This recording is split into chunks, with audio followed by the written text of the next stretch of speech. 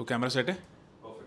Thank you so much. तो आज का वीडियो होने वाला है बुक पे Q&A सेशन, और ये ज़रूरी इसलिए है क्योंकि जब हम बुक की कोई भी रील या कुछ भी डालते हैं तो बहुत सारे लोगों के सवाल रहते हैं कि फर्स्ट सेकंड थर्ड में डिफरेंस क्या है और क्यों आपकी बुक ख़रीदें। तो एक ऐसा बच्चा या एक ऐसा कैडेट जिसने ये बुक सॉल्व करी है, ही will be the first and the relatable one two answer. मैं बिहाइंड द कैमरा सारे सवाल पूछता रहूँगा आपकी तरफ से जो आप कमेंट करते हैं, and he will be the one answering all the question. So let's start करें। Yes sir. तो सर सबसे पहला सवाल है कि तीनों एडिशन में डिफरेंस क्या है? डेफिनेटली बहुत अच्छा सवाल है सर आपका। तो तीनों एडिशन में सबसे पहले हम बात करते हैं फर्स्ट एडिशन के बारे में। तो फर्स्ट एडिशन की कहानी ये है कि स्टार्टिंग में जब बच्चों के पास बहुत सारे डाउट्स आते थे प्रनीत सर के यूट्यूब पे चैनल पे कि सर हमारे पास कोई प्रिसाइज बुक नहीं है फॉर IMCT प्रिपरेशन, राइट। बच्चे मोस्टली ज़्यादा प्रिपरेशन करते थे तो या तो वो NCERT के बेस पे करते थे या फिर वो NDA के पाथ फाइंडर से करना शुरू कर देते थे। तो बच्चों के मन में आता था सर IMCT का तो इतना सिलेबस ही नहीं है कि हम पाथ फाइंडर से करें, तो एक प्रिसाइज IMCT के मार्केट में कोई बुक भी नहीं है, तो हम लोग किस तरीके से करें।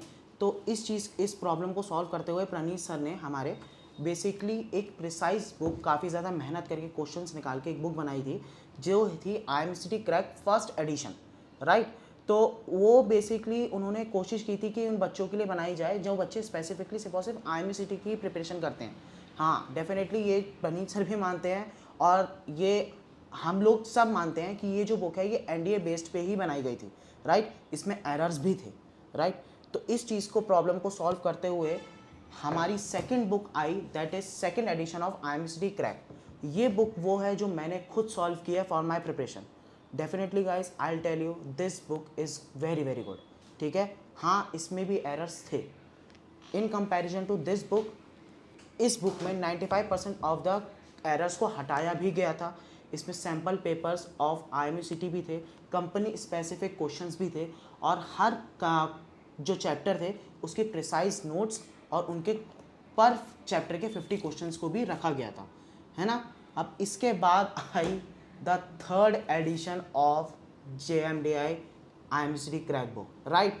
तो इसकी बात करें तो आप इन कंपैरिजन में देखेंगे ये वाली बुक इस वाली बुक से पतली है। ऐसा क्यों भाई? थर्ड एडिशन में ऐसा क्या किया जो ये बुक पतली हो गई?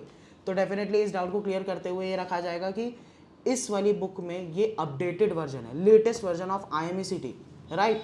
तो इसमें हम लोगों ने इस वाली बुक के कंपैरिजन में 98% ऑफ द एरर्स को हटाया है, प्रिसाइज चैप्टर्स के प्रिसाइज क्वेश्चंस को रखा है और साथ ही साथ में IMCT के लास्ट 2 साल के पेपर्स को भी ऐड किया है। कंपनी स्पेसिफिक क्वेश्चंस तो इसमें है ही है।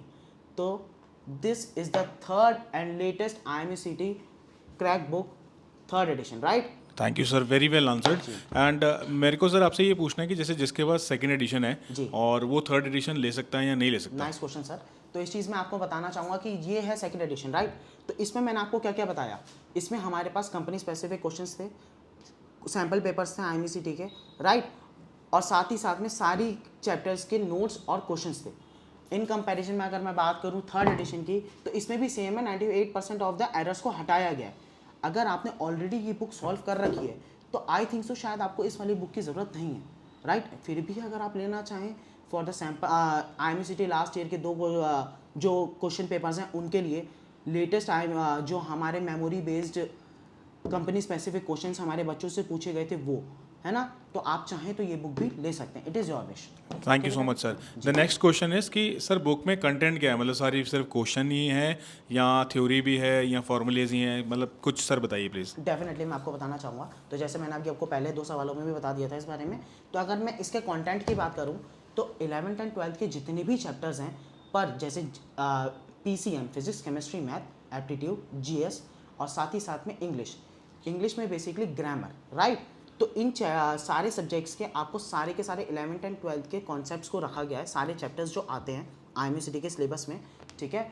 और उन स्टैंडर्ड चैप्टर्स के जो सिलेबस है उसके हर एक स्पेसिफिक नोट्स प्रॉपर ऑथराइज्ड जो 1 या 2 पेज में प्रिसाइज रखे गए हैं, ठीक है, वो होंगे और साथ ही साथ में पर चैप्टर के 50 क्वेश्चंस अवेलेबल होंगे। इसके अलावा आपके कंपनी स्पेसिफिक क्वेश्चंस और IMCT के लास्ट 2 ईयर के क्वेश्चन पेपर्स भी इसमें रखे गए हैं, ठीक है। तो इसके अलावा आपको NCERT या फिर NDA पाथफाइंडर के लिए जाने की इधर उधर ज़रूरत नहीं है। अगर आप IMCT की तैयारी कर रहे हैं तो this book is enough for you. Sir अगला क्वेश्चन बच्चों का स्पेसिफिकली ये रहता है कि आपने जैसा बोला कि एनडीए पाथफाइंडर और एनसीईआरटी अगर आप ना लेके अगर आईएमसीटी लेंगे तो मतलब उनमें और इनमें डिफरेंस क्या है सर? सर देखिए बेटा, अगर मैं आपको बताना चाहूँ तो डेफिनेटली इस वाली बुक के लिए और एनडीए और एनसीईआरटी की बात करें तो सबसे पहले बात करते हैं एनसीईआरटी के बारे में। तो एनसीईआरटी हम सब जानते हैं कि हम लोग बोर्ड्स में देते हैं, राइट?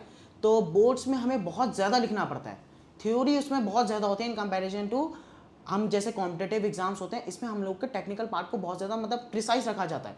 सीधे वो होते हैं एमसीक्यूज बेस्ड क्वेश्चंस, और वहाँ पे हम लोग को एक्स्ट्रा में थ्योरी लिखनी होती है, तो वहाँ पे बहुत ज़्यादा ही डीपली पढ़ाया जाता है, लेकिन इसमें इतना ज़्यादा ज़रूरी नहीं होता है। तो एनसीईआरटी को तो हम लोग बेस की तरह रखते हैं, तो उसको तो हम साइड करते हैं। अब बात आती है एनडीए पार्ट फाइंडर की, तो डेफिनेटली वो भी तो कॉम्पिटेटिव है, लेकिन वो कुछ ज़्यादा ही हाई लेवल है, राइट? अब मुझे बात बताइए, अगर आपको पढ़ना इतना लेवल का है तो इतना पढ़ के आप क्या करोगे, राइट? वो पढ़ना चाहो तो प्रैक्टिस के लिए आप वो भी इंक्लूड कर सकते हो, that is your wish, right?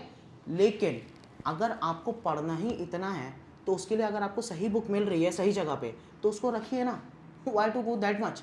तो डेफिनेटली आपके लिए यही प्रेफरेबल रहेगी। और सबसे बड़ी बात तो मैं आपको बताना भूल ही गया कि इस वाली बुक में और एनडीए पाथफाइंडर में एक बहुत बड़ा डिफरेंस है।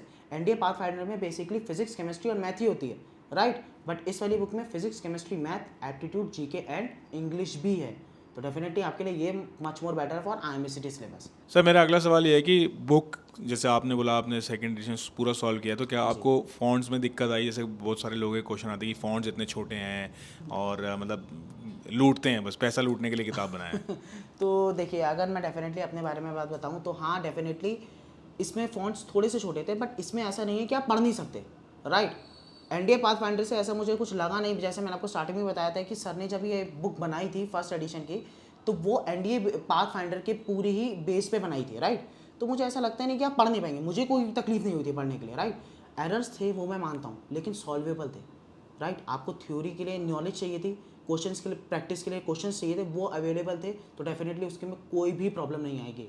कुछ नहीं लूटते हैं, सही प्रिसाइज नॉलेज ही आपको दी जाती है उसमें। इसमें सर जैसे और भी जैसे मैंने देखा है कि स्कैनर डाले बच्चों, मतलब स्कैनर डाला है इसमें अहम बच्चन ने भी स्टार्ट ऐप है, वो किस लिए है सर? मतलब बेटा देखिए, बेसिकली होता यह है कि अगर आपको एक प्रिसाइज जगह पे दी गई है कि आप पढ़िए, राइट? लेकिन आप साथ ही साथ में मर्चेंट नेवी एक थोड़ी सी डिफरेंस होती है एनडीए पाथफाइंडर या फिर एनसीईआरटी से, क्योंकि इसमें होता है, इसमें एलिजिबिलिटी बहुत बड़ा इशू रहता है, राइट? फॉर्म्स कब निकल रहे हैं कब नहीं, ये बाकी चीज़ों में नहीं होता, राइट? तो आपको यही नहीं पता कि कहाँ जाके ढूंढना है, क्या चीज़ करनी है, क्या चीज़ नहीं करनी।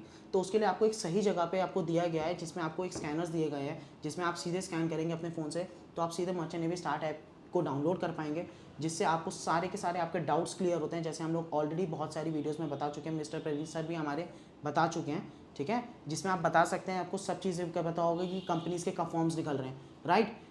कौन सी कंपनी का कितनी एलिजिबिलिटी है, एवरीथिंग। तो सब कुछ अगर आपको एक जगह पे मिल रहा है तो I think so you should be considering that scanner too. Thank you Jatin sir, I hope सबका क्वेश्चन। सर एक सवाल मेरा भी है आपसे। जी पूछिए। तो डेफिनेटली आपने मुझसे सारे सवाल पूछे, तो मैंने एज अ स्टूडेंट की तरफ से आपको डेफिनेटली इस चीज़ के सारे आंसर्स दिए। तो एक सवाल सर मेरा आपसे ये है कि मैंने भी कमेंट सेक्शन बहुत ज़्यादा पढ़े हैं, राइट? तो कमेंट सेक्शन में एक कमेंट मैंने मतलब प्रिसाइसली बहुत ज़्यादा ही पढ़ा है कि सर आप लोग तो लूट रहे हो, इतनी महंगी बुक की तो ज़रूरत ही नहीं है ना?